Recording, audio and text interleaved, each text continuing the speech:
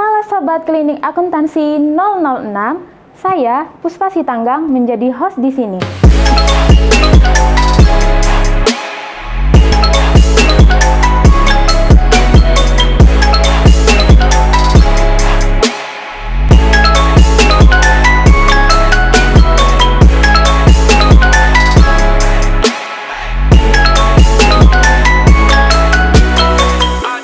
Di sini, saya dan rekan saya akan berbagi video edukasi terkait teknis pelaporan keuangan, khususnya di instansi kejaksaan. Gak terasa ya, periode 31 Desember 2020 sudah di depan mata. Kali ini, Klinik Akuntansi akan berbagi resep kepada Sobat Klinik dalam penyusunan laporan keuangan. Sesuai Surat Jaksa Agung Muda Pembinaan tentang petunjuk penyusunan laporan keuangan unaudited 2020 yang sudah Sobat terima, kami akan mengulas sedikit tentang teknik penyusunan laporan keuangan. Yuk kita simak. Asap lengkap. Yang pertama, kas di bendara pengeluaran. Dapat dilihat sesuai lampiran 3A seperti berikut. Bahwa Satker wajib melaporkan sisa kas di bendara pengeluaran yang merupakan sisa UP atau TUP yang belum disetorkan per tanggal 31 Desember 2020. Yang kedua, kas di bendara penerima dapat dilihat sesuai lampiran 3B sebagai berikut.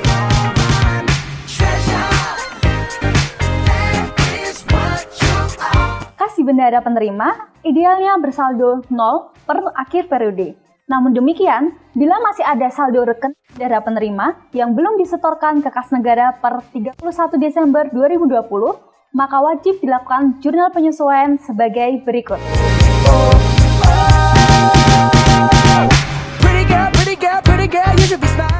Ingat ya, rekening bendahara penerima tidak boleh diperuntukkan untuk uang titipan perkara.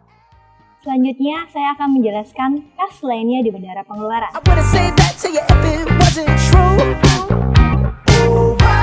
Kas lainnya bendahara pengeluaran merupakan kas selain uang persediaan yang per tanggal 31 Desember 2020 masih dalam penguasaan bendahara pengeluaran, baik secara rekening maupun dalam tunai. Berkaitan dengan hal tersebut, maka Satker wajib melaporkan pada form. Selain itu, saldo tersebut harus disajikan dalam neraca sehingga nih pada tanggal 31 Desember 2020 harus dilakukan jurnal penyesuaian sebagai berikut.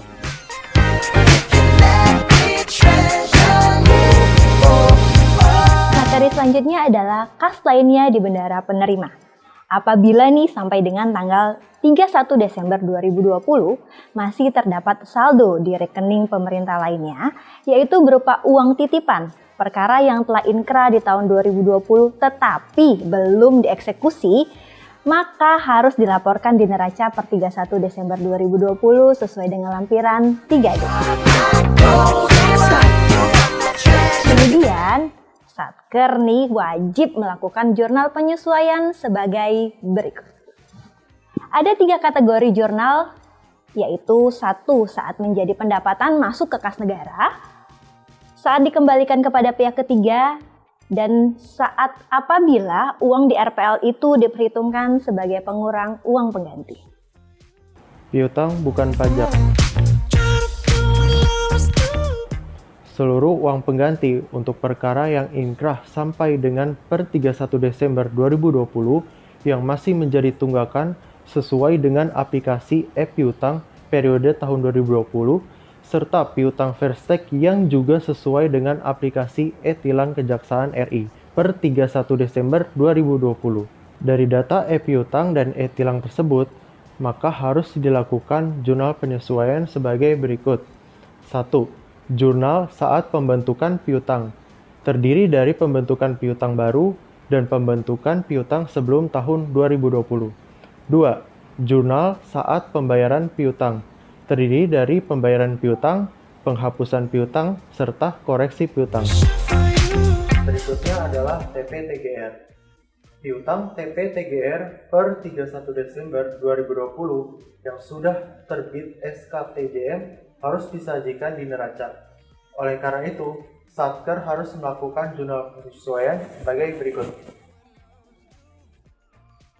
Utang kepada pihak ketiga.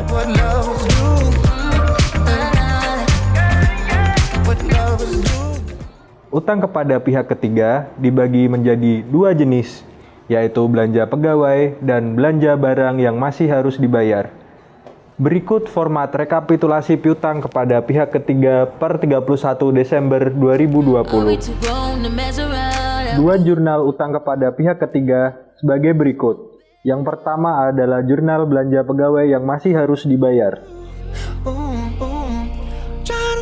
Yang kedua adalah jurnal belanja barang yang masih harus dibayar. Pendapatan diterima di muka. Contoh pendapatan diterima di muka adalah sewa gedung seperti kantin, bank, gerai ATM yang telah dibayar pihak ketiga untuk beberapa periode dalam satu kali pembayaran di awal. Untuk pendapatan sewa diterima di muka, diperlukan penyesuaian nilai per akhir periode. Maka, Satker harus melakukan jurnal sebagai berikut. Hibah. Tahapan prosedur pencatatan hibah dilakukan dalam 3 tahap. Yang pertama, simak mencatat penerimaan hibah sesuai BAST. Yang kedua, melakukan jurnal penyesuaian pada hibah. Jurnalnya sebagai berikut.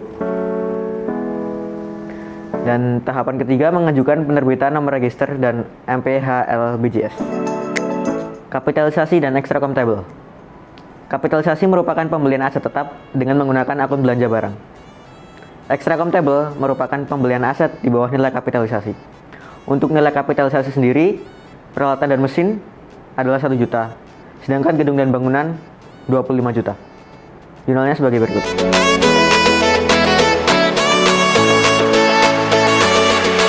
Terima kasih ya sudah menonton video ini. Semoga bermanfaat dan membantu Sobat Klinik dalam penyusunan laporan keuangan Kejaksaan Republik Indonesia. Nantikan konten kami selanjutnya.